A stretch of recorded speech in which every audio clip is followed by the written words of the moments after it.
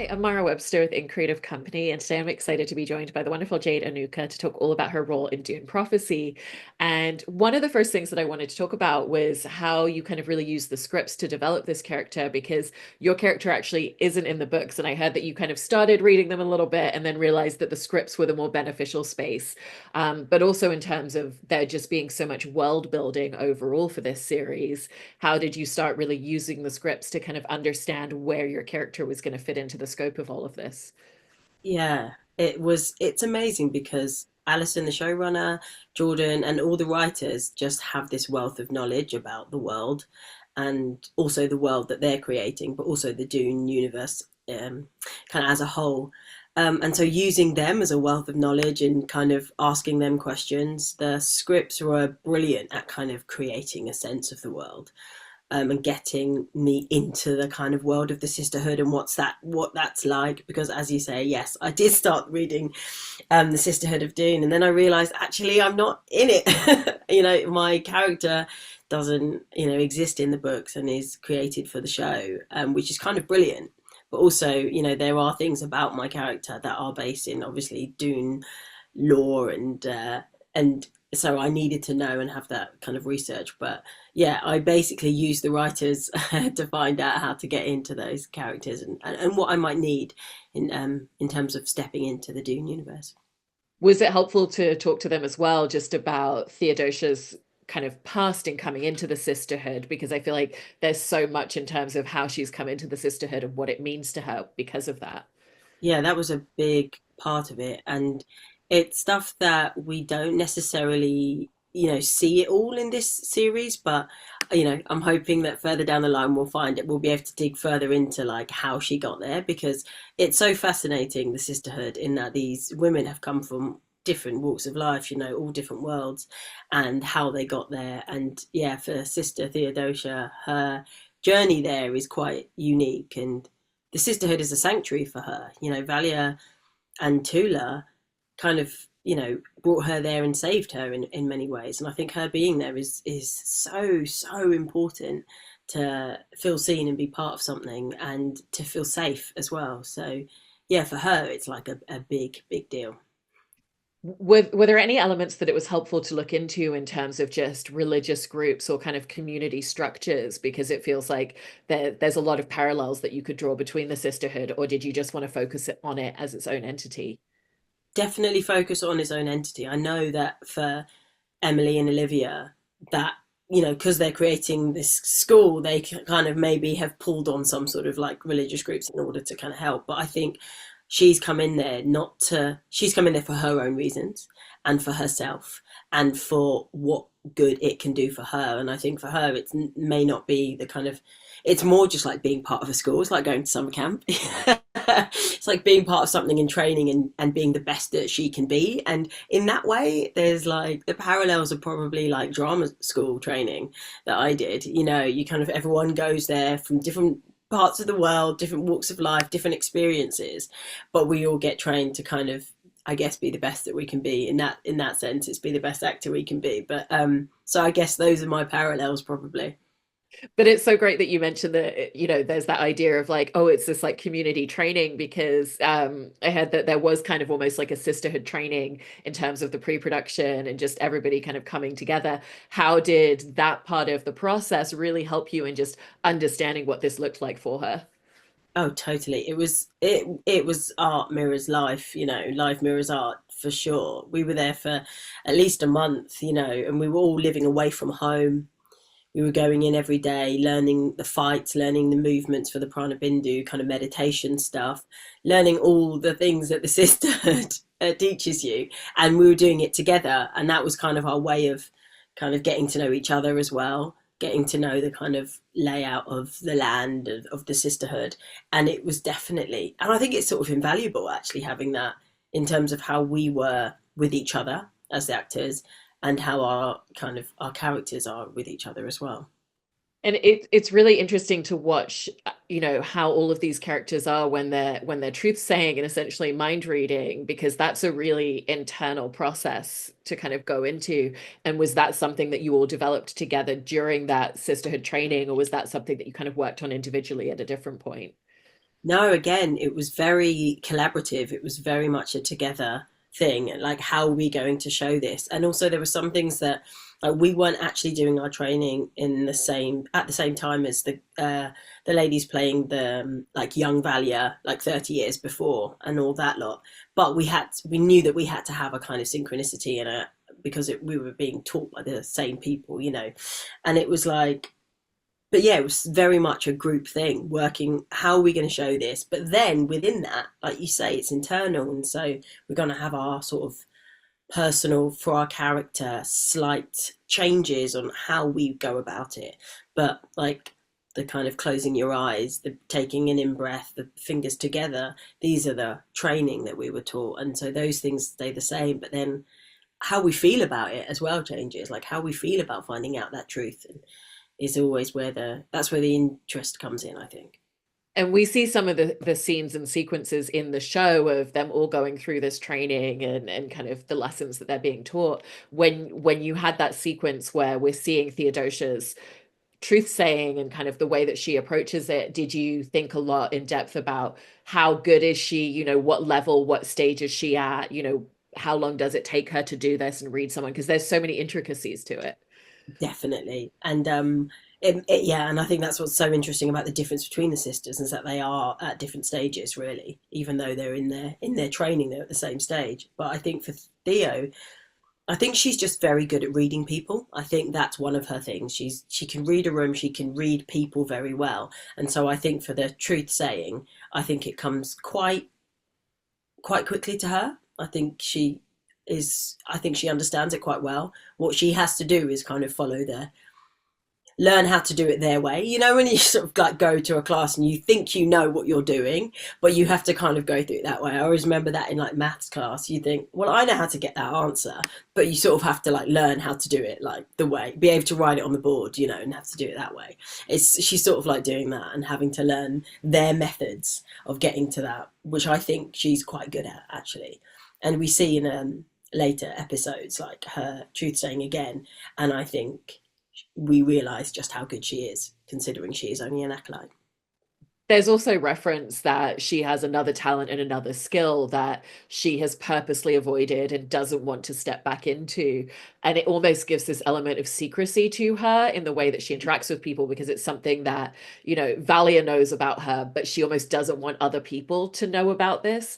And Mm-hmm. so how did that shape some of the dynamic within the sisterhood of just constantly having this secret veil of something that she's holding very close to the chest?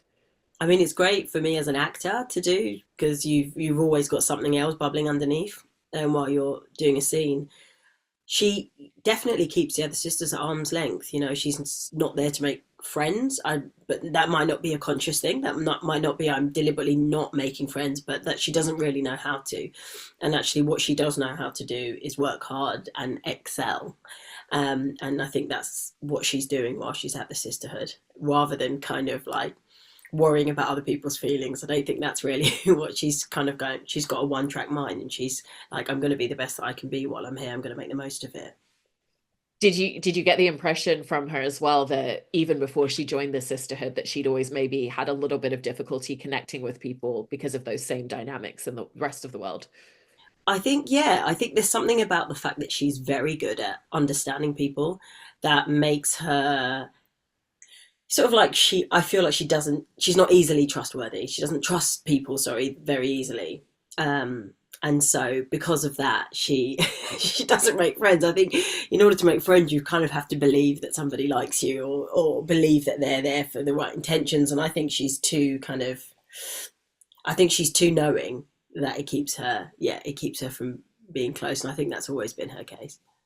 And you were touching upon her competitiveness. And even again, I think it's in episode one when we see that training montage, we Yes. see her not be afraid to physically take down one of the other sisters in what is kind of a friendly exercise. And Ah, so did you just find constant little details in the scripts about, she could do this to a 6, but she's going to do this to an 11? oh, totally. That's exactly it. And it's like she gets paired up with the smallest person there, the youngest person there, and she's like, "I'm not gonna let up just because she's a child."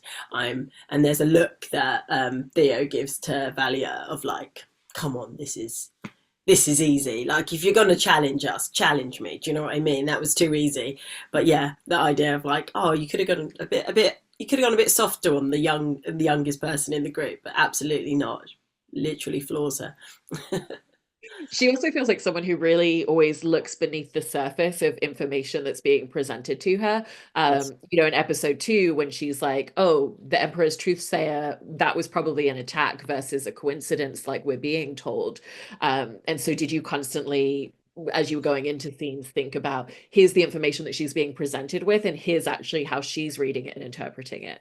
that's exactly right. Yeah, I think I think some of the other characters take things at face value, and I think she's always trying to decipher the meaning, what the fallout is. She's like in a chess. She's a few steps ahead. She's trying to work out what this means, what that could have been, and what that will mean later on and later on and later on. And I think part of that is to do with the secret that she holds, and her kind of her just being a secretive person, in that she wants to know exactly what's going on, but she's not going to let people into her side. But yeah, she's always a few steps ahead. Did you also think that maybe just the way that she kind of does that and the way that she reads things very differently is also another element of just that distance to the other sisters? Because thinking about Chloe's character, Lila, she's so indoctrined and has spent her whole life in the sisterhood and really believes in the truth of what that is. Whereas I feel like your character is more open to questioning everything around her. Yeah, definitely. And I think that affects her not being able to necessarily form like close friendships with the other girls, in that she does do that, and she doesn't just go with a kind of majority feeling on it, on anything. She will always question it. She will always challenge things, and I think, unless it comes to Valia, really, which is, I think just the fact that Valia believes in her, sees her, brought her to the sisterhood, means that she has a kind of a real respect and yeah, commitment to what Valia believes. But anything else, she's questioning. It feels like the respect with Valia goes both ways, though, because, we do see her question Valia about things and be Uh-huh. like, what are we doing? What's the meaning of this? And she's not shut down on it. Valia will choose whether to answer or not, but Yes. she respects her enough to allow her to question in a way that it feels like she doesn't with other people very easily. And so how did you find with Emily just that two-way street of respect, but there still being that power dynamic between them?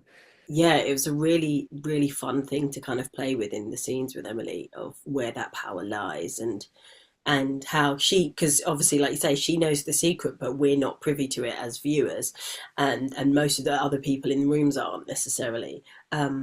But it's kind of, she respects her, but also I think there's an element where Valia knows how well that Theo can read people and understand people, that she knows she can't really hide, and that Theo will be able to figure it out. She's not scared to. She isn't intimidated in that way.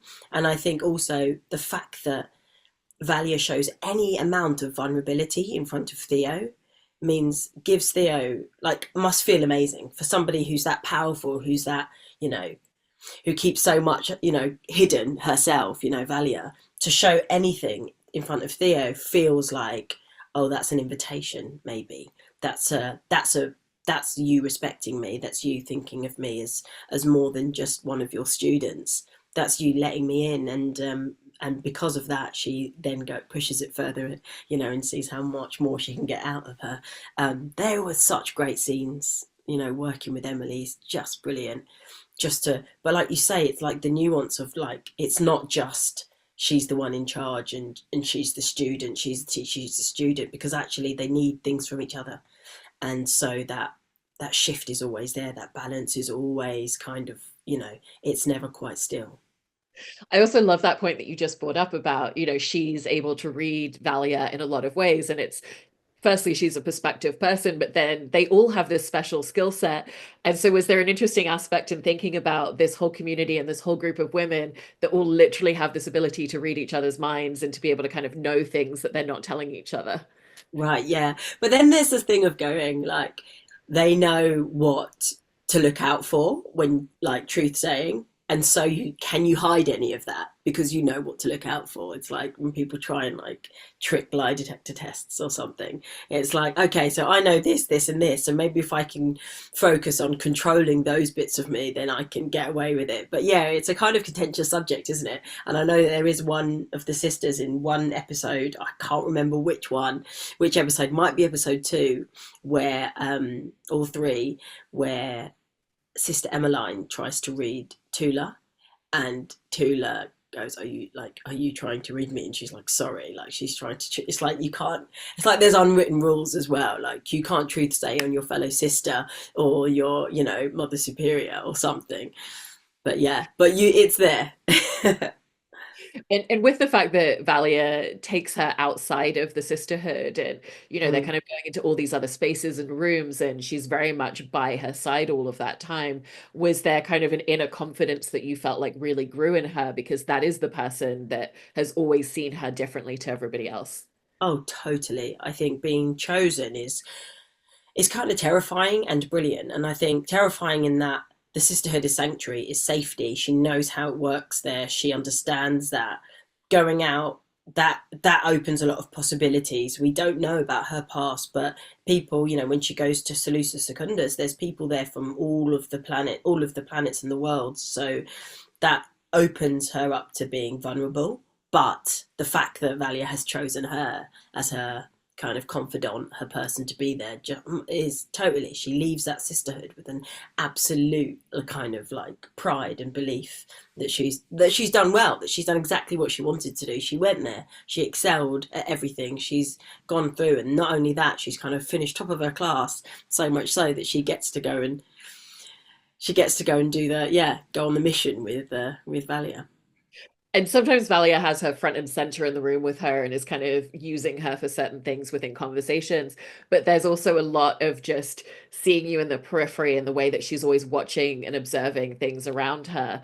And so, what was that experience in kind of going into scenes and just thinking, what's the information that she's trying to look for and trying to understand? Because she's almost teaching herself a whole bunch of things as much as Valia is. Oh my goodness, totally. Yeah, there's a lot of her being the observer, and I think partly there's an element that maybe that's what Valia wants her there for, knowing that she's an observant person, knowing that she'll see stuff, wants her there in the back of the room, like seeing how everyone is. And it is interesting though, because for Theo's own journey as well, like she is in these rooms, but she's not in a position where she can, for most part, speak up.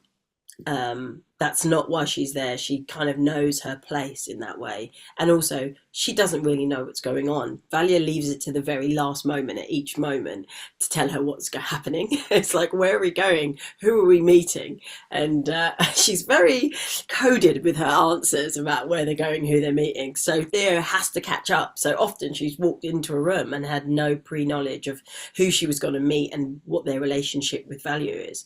And so she has to, in that moment, sit back and go, okay, let's try and get an understanding of the room. Let's try and get an understanding of who that person means to you and what that person has done. And okay, she's figuring it all out in the time that she is there, rather than having been prepped, because Valia doesn't do that.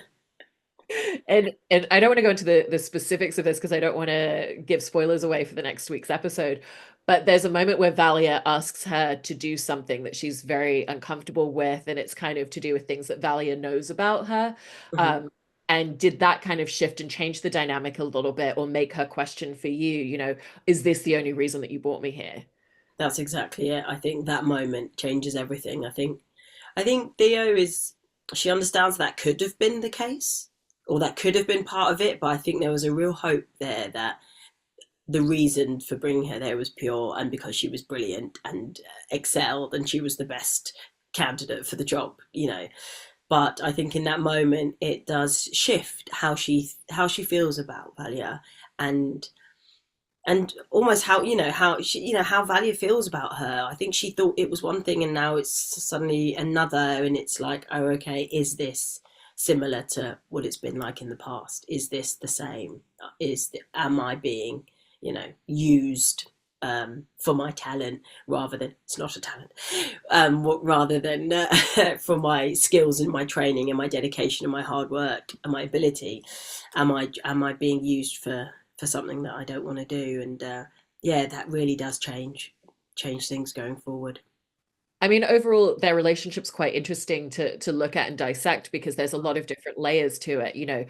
There's this real mentorship feeling, like you said, with the fact that it's that person that sees you that makes you stand a little bit taller and feel a little bit more confident. But there's also kind of a paternal thing just because of the structure of the sisterhood. And so when you and Emily were first figuring out that dynamic, how did you start to perceive all the different layers and different interpretations of their relationship?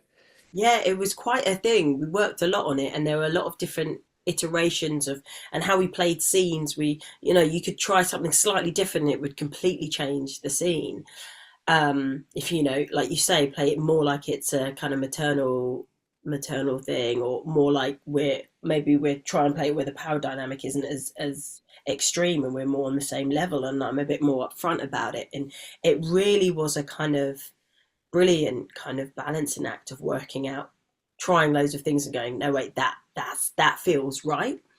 It was great fun and also just brilliant, kind of being able to play a scene, 10 different ways, and working out which works and how, oh, okay, maybe the beginning of the scene is more maternal, but maybe it changes and actually it becomes more that Theo steps up and is feels like she's more on an equal here, or maybe a hair it feels like that. And I mean, and that happens in every scene, of course, but it feels like it's always shifting. It's so like they're never on solid ground, those two. You sort of never know what you're going to get. I also wanted to ask you a bit about the costumes because a lot of times you'll have different costumes at different points in the story that kind of really, create this arc. But then there's also something for this show about the uniform aspect of it. And so, how did the costumes really help you once you stepped into them? Yeah, the first time stepping into the kind of Wallach Nine sisterhood school when everyone's in the same outfits, you're like, oh, okay, I'm part of something. Like we're all together in this. And then obviously the kind of the more experienced with their darker black kind of dresses, the same but different. And when we saw you can see some of the essays, the children are in white, and it's like it gets darker and darker as you get older, and it's kind of you really kind of realize where you are in the pecking order.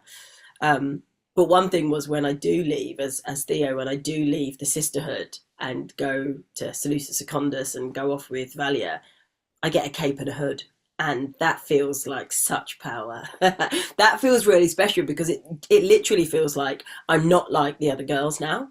I've stepped up. I've got an extra layer. I'm at the level. I'm 2.0. 2.0, the next level up. So that really felt quite special. I definitely felt like walking down the streets with Emily with both of our hoods and capes. That I was the Robin to her Batman. I mean, it's such a great arc to be able to take this character who exists and lives very much in this bubble and then to explore what does it mean to be taken outside of this and how does this Yeah, impact her and change her in a lot of different ways. And even what you were talking about with going to a space where there's people from all over and she's never met people from most of these places before. And how did you kind of step into like episode by episode and scene by scene and really just looking at this trajectory of how do I feel like she's constantly evolving because of this journey that she's on? yeah, constantly evolving, and I think she's very much a person of her surroundings and circumstance, and I think so. I think it's quite unsettling because she does keep going to new places and not knowing what she's about to encounter. And as we said from episode 2 where she's like that's happened, so what does that mean, but she can't because she's being stopped at every stage because Valia's not telling her what's happening and she's having to play catch up. So I think it is quite unsettling for her, but it is also exciting, and it is just brilliant because I think she feels quite safe, especially at least initially because she's with Valia and because she's being that chosen person. Yeah, I love everything that you've crafted into these first few episodes, and I can't wait to see the rest of where her journey goes and to learn more about her secret skills and talents. So thank you so Yes. much, Jane. Appreciate it. Thank you.